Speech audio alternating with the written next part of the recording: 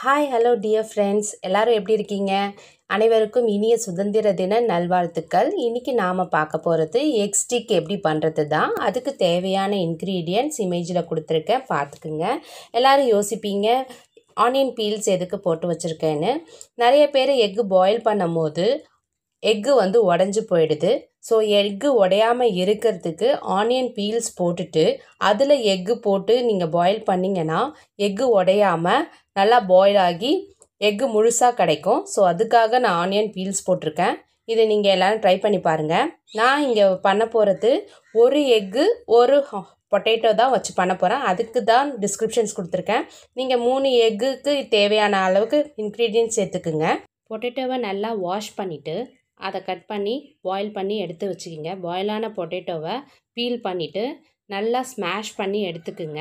இந்த அளவுக்கு ஸ்மாஷ் பண்ணி எடுத்த பிறகு இது கூட நம்ம என்ன இன்க்ரீடியன்ட்லாம் சேர்க்க போகிறோன்னா காஷ்மீரி சில்லி பவுடர், குழம்பு மிளகாத்தூள், garam masala powder, coriander powder, turmeric powder, பட்டை லவங்க பவுடரு, இது கூட பெருங்காயத்தூளும் நான் சேர்த்துக்கிறேன். பெருங்காயத்தூள் எதுக்கு சேர்த்துக்கிறேன்னா டைஜஷனுக்காக சேர்த்துக்கிறேன். ஏன்னா உருளைக்கிழங்கு கொஞ்சம் ஸ்டஃபியாக தெரியும், அதனால் பெருங்காயத்தூள் சேர்த்துக்கிறேன். தேவைக்கேற்ற மாதிரி உப்பு சேர்த்துக்குங்க. இது எல்லாம் சேர்த்த பிறகு நல்லா மிக்ஸ் பண்ணுங்கள். எல்லாம் பைண்ட் ஆகணும். நல்லா மிக்ஸ் பண்ணி இதை தனியாக எடுத்து வச்சுக்குங்க. ஏற்கனவே கட் பண்ணி வச்சுருந்த கொத்தமல்லி இலை, புதினா இலை, கருவேப்பிலை இலையை சேர்த்து அதையும் நல்லா பைண்ட் பண்ணி தனியாக எடுத்து வச்சுக்குங்க. இப்போ முட்டையை கட் பண்ணிவிட்டு அதை தனியாக எடுத்து வச்சுக்குங்க. இப்போ நம்ம என்ன பண்ண போகிறோன்னா ஏற்கனவே மிக்ஸ் பண்ணி வச்சுருந்த அந்த பொட்டேட்டோ மிக்சரை எடுத்து ஒரு தட்டை மாதிரி தட்டிக்கணும். அது கூட எக் ஸ்டிக் வச்சு அது மேலே ஒரு எக்கு வச்சு ஆஃப் எக்கு வைங்க. வச்சு அதை எல்லாத்தையும் க்ளோஸ் பண்ணுற அளவுக்கு அந்த பைண்டிங் இருக்கணும். இப்போ பார்த்தீங்கன்னா இது ஃபுல்லாக நம்ம பைண்ட் பண்ணிட்டோம். இதை பைண்ட் பண்ணிவிட்டு இது பார்க்குறதுக்கு சிக்கன் லெக் பீஸ் மாதிரியே இருக்கும். இது தனியாக எடுத்து வச்சுக்குங்க. ஒரு ரா எக் சொன்னேன் இல்லையா, அதை எடுத்துகிட்டு அதில் கொஞ்சோண்டு பெப்பர் பவுடர் போட்டுட்டு நல்லா பீட் பண்ணி தனியாக எடுத்து வச்சுக்குங்க. இதுதான் பைண்டிங் கோட்டாக இருக்க போகுது. அப்புறம் ஏற்கனவே செஞ்சு வச்சுருந்த பொட்டேட்டோ எக் ஸ்டிக் இருக்குது இல்லையா, இதை எடுத்து அந்த பீட் பண்ண எக்கில் நல்லா டிப் பண்ணி எடுத்துக்குங்க.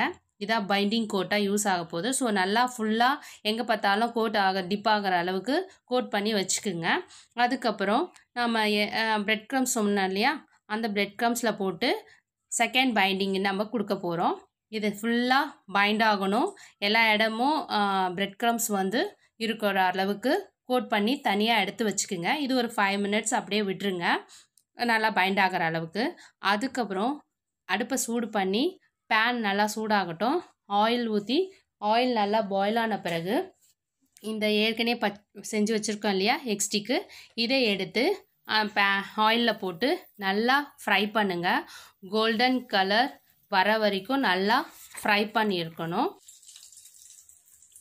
இப்போ நல்லா இதை திருப்பி விட்டு நல்லா டீப் ஃப்ரை பண்ணுங்கள். கோல்டன் ப்ரௌன் வர வரைக்கும் நல்லா டீப் ஃப்ரை பண்ணணும். நல்லா 2 சைடும் நல்லா வேகணும். ஃபுல்லாக நல்லா திருப்பி விட்டு full and full golden brown வரணும். அது வரைக்கும் நல்லா ஃப்ரை பண்ணிக்கிட்டே இருங்க. இப்போ இது நல்லா கோல்டன் ப்ரௌன் வந்துருச்சு. இப்போ இதை தனியாக ஒரு பிளேட்டில் எடுத்து வச்சு நம்ம பிளேட்டிங் பண்ண வேண்டியதான். நம்ம பிளேட்டிங் பண்ணுறதுக்கு டேஸ்டிக்காக நம்ம டொமேட்டோ சாஸ் யூஸ் பண்ணுறோம்.